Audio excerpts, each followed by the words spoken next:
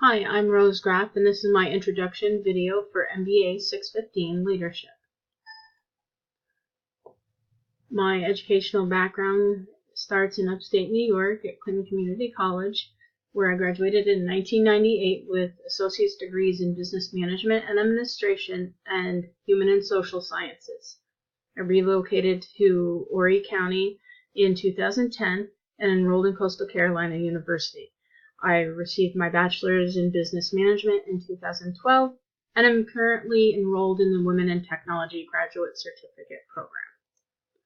Professionally, I've worked as a crew leader and manager at McDonald's restaurants. I've worked as a production line worker and trainer in the pharmaceutical industry, and I currently work at Kimball Library at Coastal Carolina University as an access services specialist, where I oversee the student equipment lending program. In the future, I'd like to move into the information technology services sector and focus on data analytics and information security. My ideal 21st century leader is somebody who is ethical and leads by example, is confident and decisive, but is also adaptable as the world we live in changes at a very rapid pace. The stacked books below also represent attributes that I feel are important to a leader.